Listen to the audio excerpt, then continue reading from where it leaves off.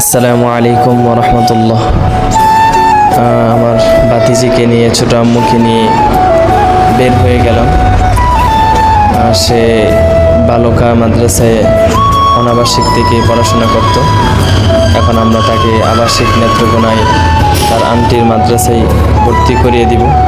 তো তাকে আজ সেখানে নিয়ে যাচ্ছি। সকলে তার জন্য দোয়া করবেন।